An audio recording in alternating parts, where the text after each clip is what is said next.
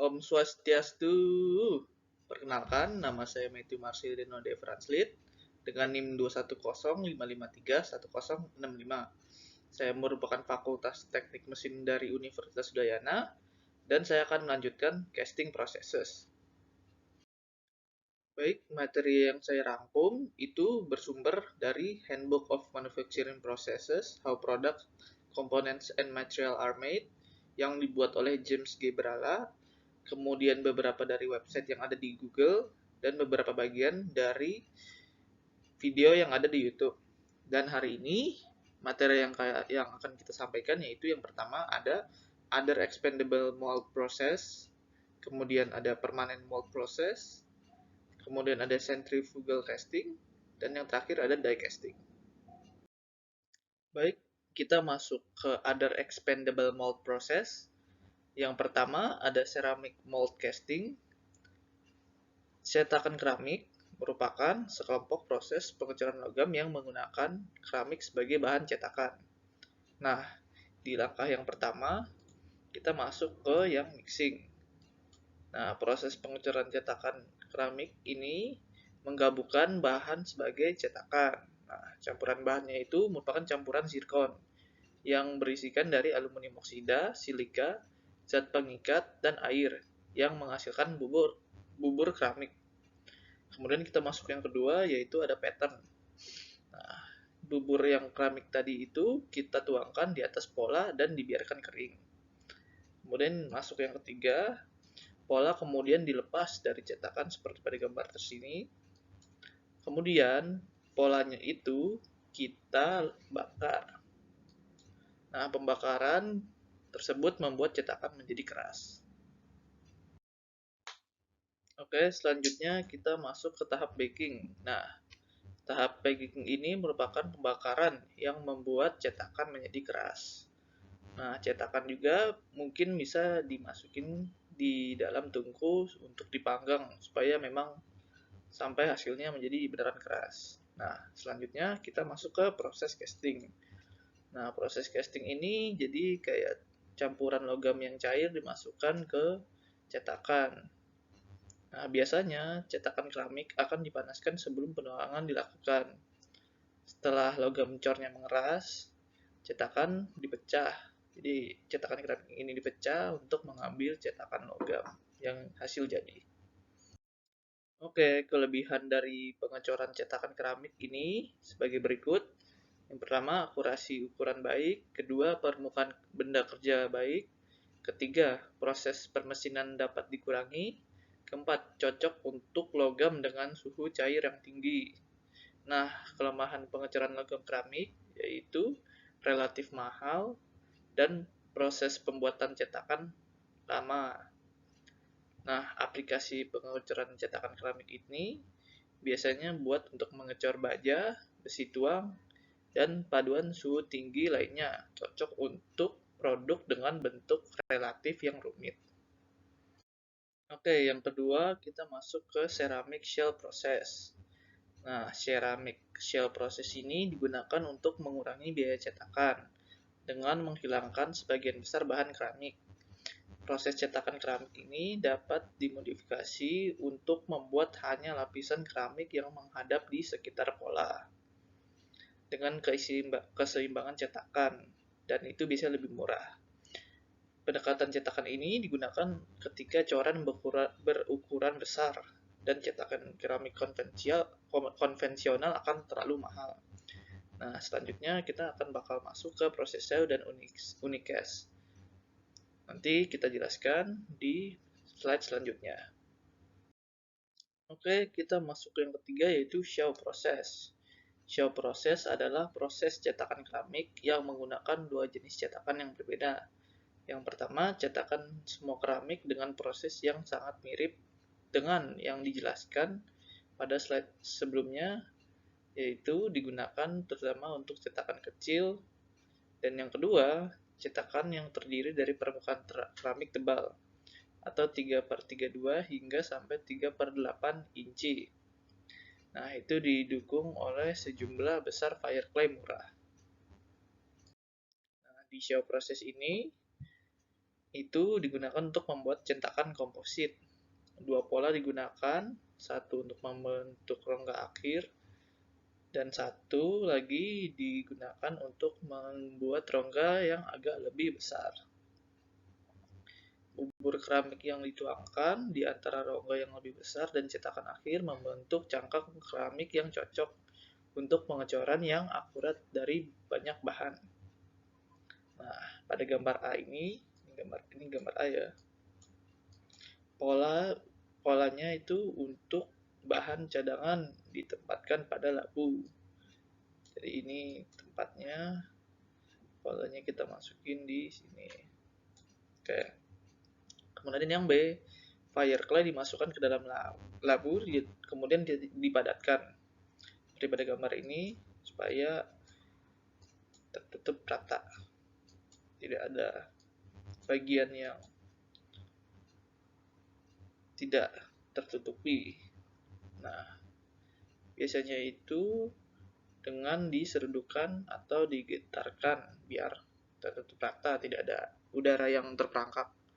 Nah, bisa itu mengandung natrium silikat, campuran tersebut diikat dengan gas dan karbon dioksida. Kemudian yang C pada gambar ini, pola akhir pada plat bola. Ini plat bolanya ya, seperti ini. Jadi yang ada nanti di bawah, misalnya pada gambar A ini kan masih kosong nih, gambar A.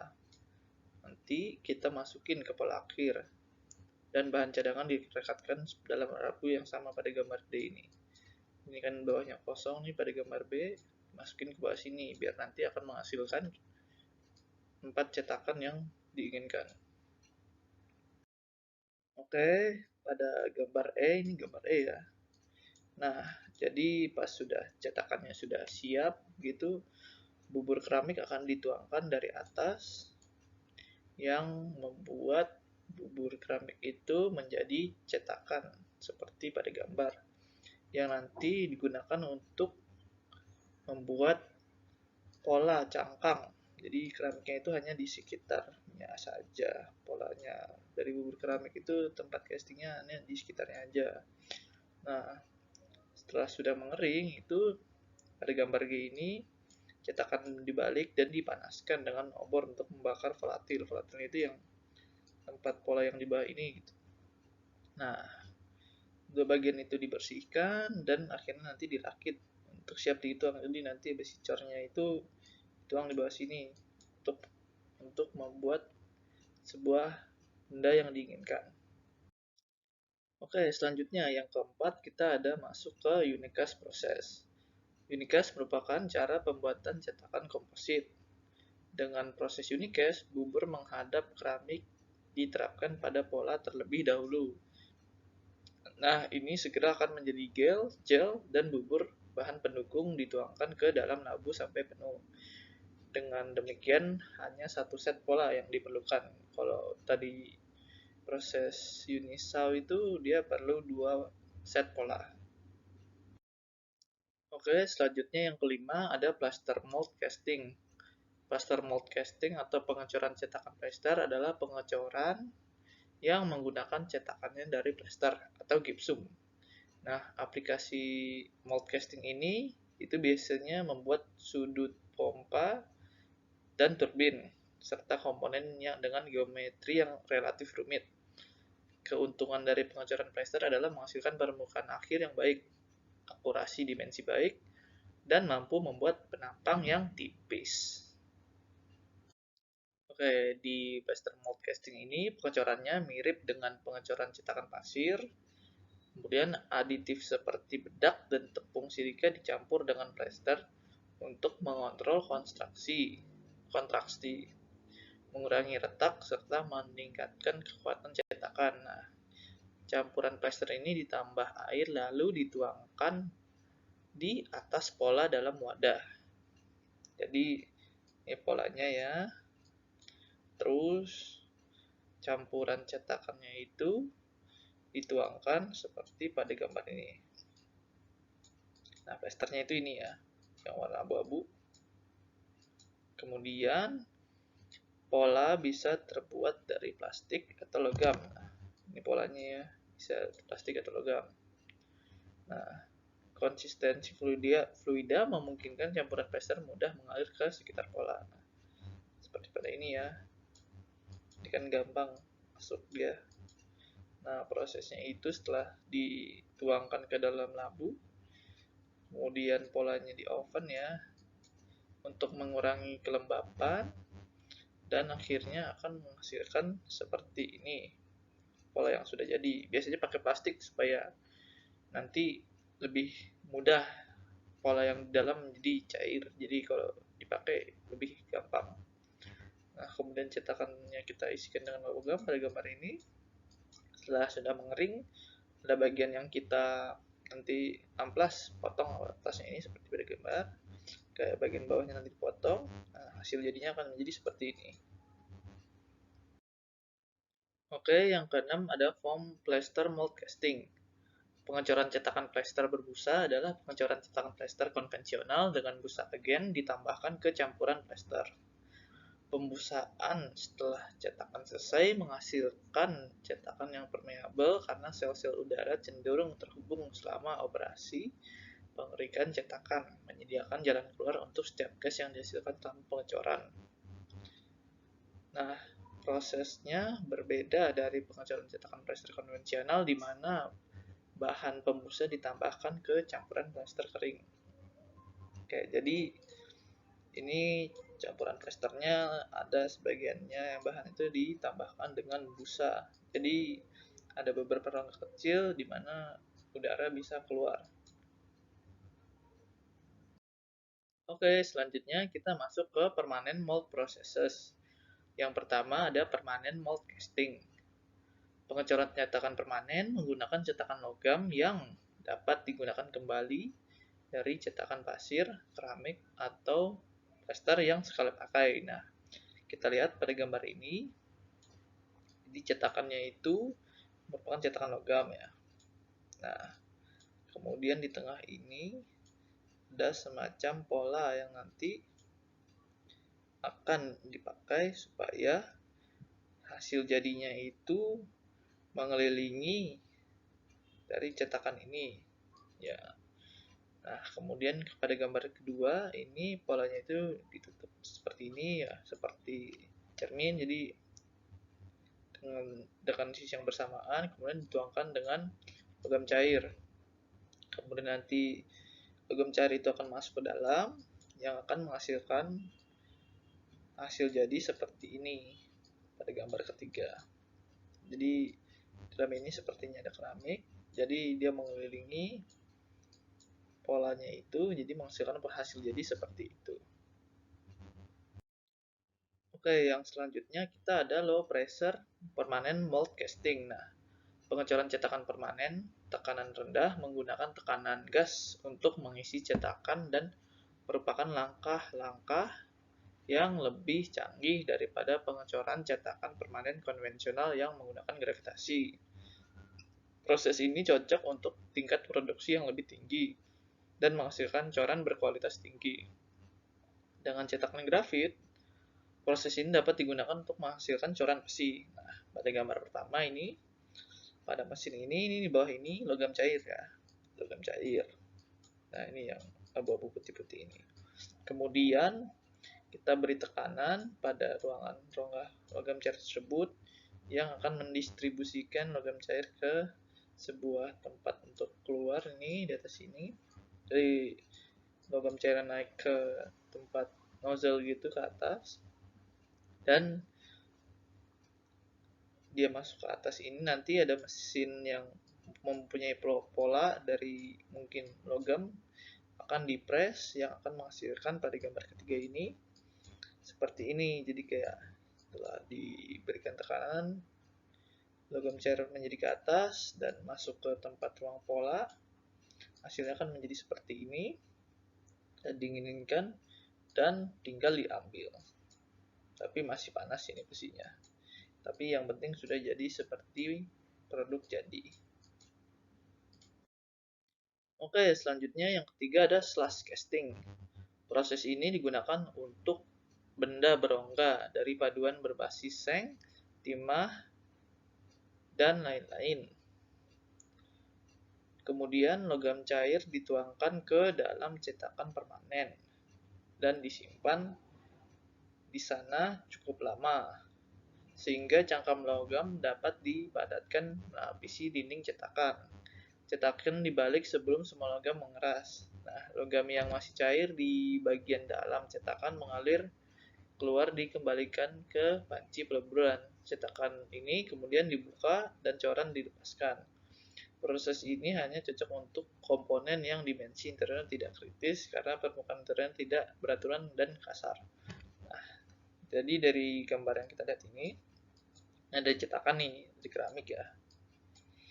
Kemudian kita tuangkan logam ke dalam cetakan hingga penuh ya. Dan setelah beberapa sekian lama yang di tepi-tepi pada cetakan ini seperti ini nih, merah ini akan mengering ya. Kemudian sisa logam yang masih cair di dalam ini dituangkan ke tempat peleburan. Kemudian cangkangnya itu kita pecahkan yang membuatkan hasil jadi seperti ini. Jadi besinya di luar, logam yang udah mengeras di luar, tapi dalamnya itu kosong, tapi ya tidak beraturan dalamnya. Oke, yang keempat kita masuk ke press casting. Cetakan permanen sebagian ini diisi dengan sejumlah logam cair yang diukur. Bagian inti yang pas dimasukkan ke dalam logam cair memindahkannya dan memberi tekanan yang cukup untuk membuatnya mengalir ke sisi sisa rongga cetakan. Ketika logam cair telah didinginkan dan dipadatkan, inti segera ditarik kembali meninggalkan pengecoran berbunga. Nah, pada gambar ini ada tempat cetakannya, seperti ini dituangkan. Kemudian ada nanti mesin presnya dari atas, tapi mesin presnya ini ada kayak rongga-rongga kecil gitu ya di dalam cetakan. Nah, nanti dipres kan seperti ini, press terus nunggu mengering. Nah, nanti hasil jadinya akan menjadi seperti ini. Jadi cetakan seperti ini dan ada kayak besi-besi kecil yang menonjol ke atas, itu kenapa digunakannya press casting. Oke, yang kelima ada vacuum casting. Pengecoran vakum adalah proses cetakan permanen lainnya, terutama digunakan untuk pengecoran ingot.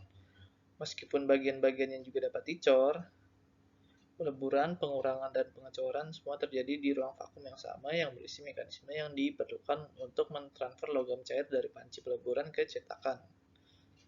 Nah, vacuum casting ini mencegah kontaminasi atmosfer dari paduan dan menghilangkan gas yang terperangkap.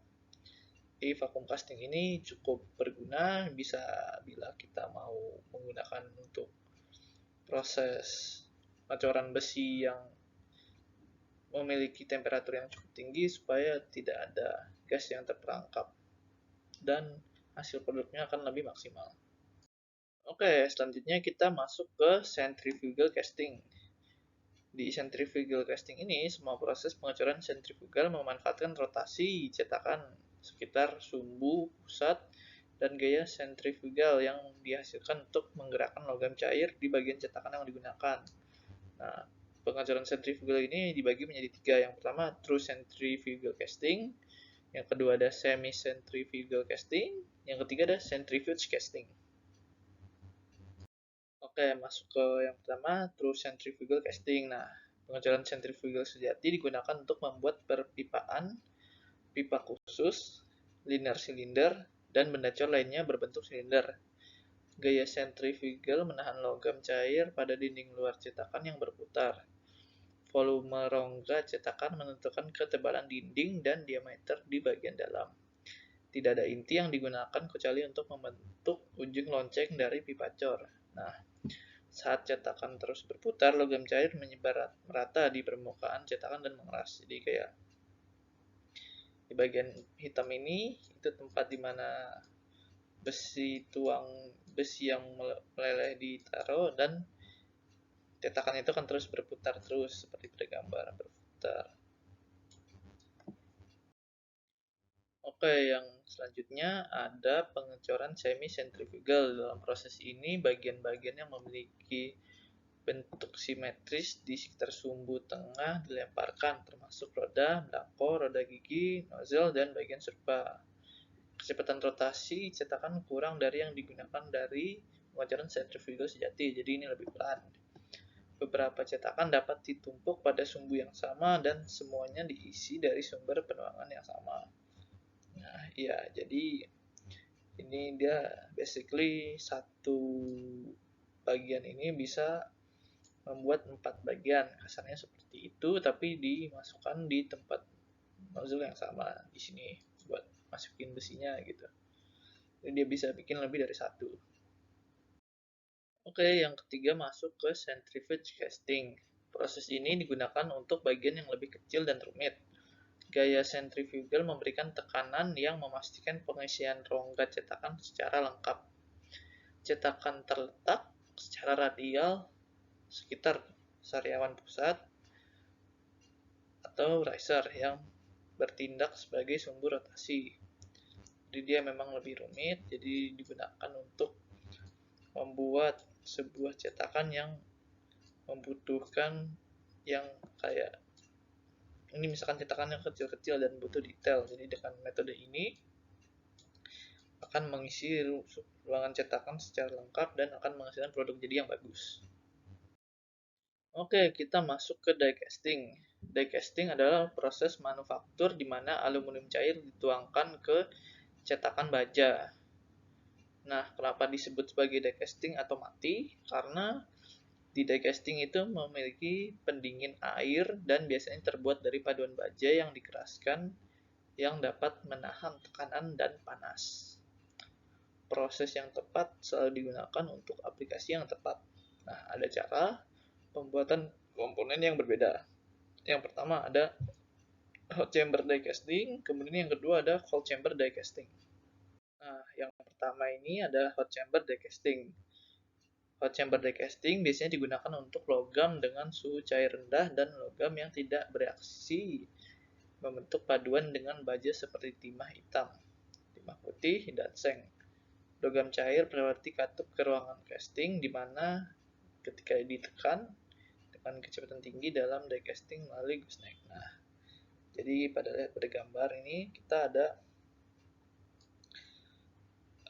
tempat cetakan die casting ya, yaitu hot chamber die casting seperti ini. Ini ada namanya fix half yang sudah selalu akan di sana. Jadi kayak tempat cetakan setengahnya yang tidak akan bergerak, kemudian ada yang moving half, jadi ada ruang cetakan yang nanti akan bergerak, kemudian ada ejector pins, jadi kayak uh, sebuah alat yang nanti akan melepaskan cetakan karena dengan die casting ini dia melalui mesin, kemudian die cavity itu tempat di mana logam cair akan menjadi sebuah cetakan.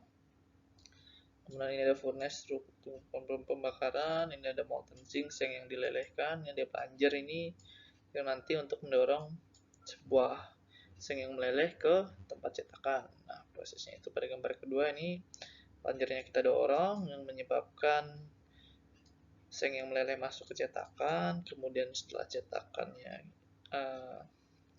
kasarnya udah mengeras, nanti akan dilepas dengan injektor pins ini yang menghasilkan cetakan jadi, dan prosesnya akan seperti itu, jadi dilakukan oleh sebuah mesin. Oke, yang kedua kita masuk ke cold chamber die casting. Cold chamber die casting digunakan untuk semua paduan die casting berbasis aluminium dan tembaga. Di samping itu, cold chamber die casting juga digunakan untuk paduan die casting seperti seng dan magnesium tertentu. Nah, untuk memasukkan sebuah part atau alloy diisi ke dalam ruang casting dan ditekan ke dalam die casting melalui saluran. Miriplah seperti hot chamber die casting. Nah, setelah itu aluminium cair mengeras dan dikeluarkan dari cetakan mold dengan injektor pin dengan operasi secara otomatis. Ya sama mekanismenya seperti hot chamber die casting, cuman sedikit berbeda aja.